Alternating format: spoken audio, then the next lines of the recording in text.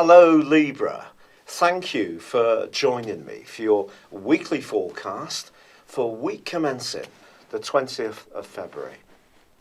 Late last week the Sun moved into a new zone, one which is very much to do with practicalities, and you could find yourself thinking about how you can make some improvements in this key area as this week begins.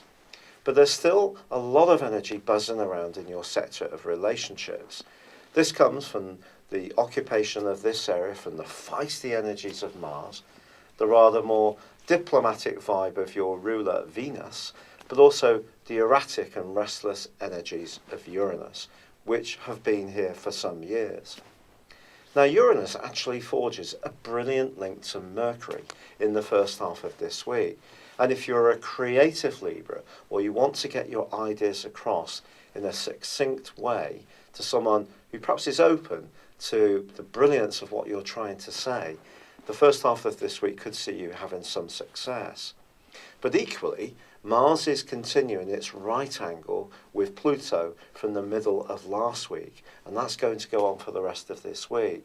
I have to be really honest, this is not an easy aspect. If you think about it, Mars is about instant gratification, it's about power, it's about ego. And in your sector of relating, it's asking you to balance what you want with an appreciation of how other people see you.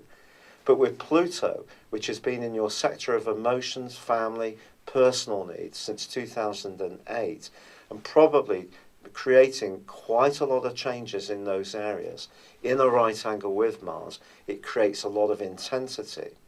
If you encounter someone this week who tends to demand your support, your attention, your energy to support their needs, that could be something that you really find your heckles rising around.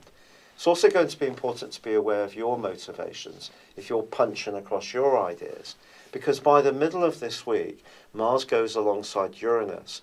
This combination, particularly in Aries, is rather unstable in my opinion. Uranus moving through Aries has been a very much an act now, think about it later energy. So you put Mars alongside, even though it is the ruler of Aries, you're revving that up even more. So with the two then squaring up with Pluto, I think relationships generally, but perhaps with family members or someone you live with, a flatmate, or someone you're involved with at a more emotional or even romantic level, could be much more tense. Now Venus, your ruler, does also continue to track backwards.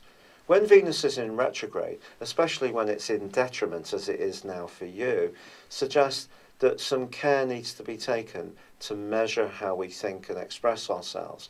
Now you tend to be very skilled at this area of life. You're a natural diplomat, but you'll need to hold on to that this week, I think, if a situation does seem to blow up a little bit.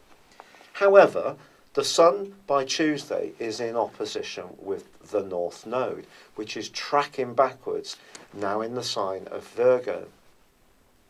This suggests that although there is this practical side of your situation you need to grapple with, you need to be mindful of the psychological implications.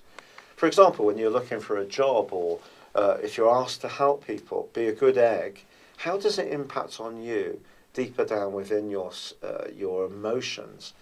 Be aware of that, and that will help you to exploit opportunities, but also steer clear of things that are not right for you.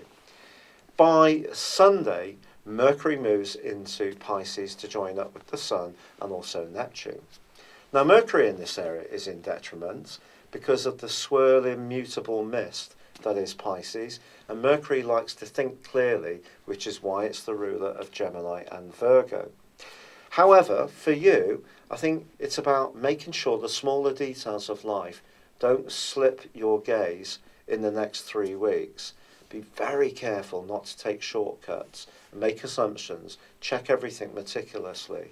But on the same day, there is a solar eclipse, which is going to provide a backdrop of energy for the next 6 months.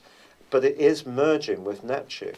And this suggests that in this half year, your outlook and approach to how you marshal all the basics in your world, from your health, fitness, diet, your work approach, and just the general organisation of your everyday domestic scene can go through some shifts, and the imagination that Neptune can bring to that can be marvellous. But it can also be a draining influence too. So with all this energy pulsating around in the sign of Aries, you're looking for much more recognition, feedback, and direct interaction with people in a way which represents the value you bring to situations. If you get caught up in this solar eclipse in the negative, you could see your needs become secondary to those of other people in the next 6 months, and that's not necessarily going to be good if it becomes too much. So it's about balance in it. Balance is the key for you. And of course, the eclipses work in pairs. And the lunar eclipse, which occurred on the 11th, the 10th and the 11th of February, was in the sign of Leo, which for you is about friendship and connections with the group and how you interact with others. And I think that's actually going to be very important to steer the energies of the solar eclipse in the right kind of way. Keep linking with others, getting their feedback and support, and that will help you to really make the most of what can be a wonderful period for you.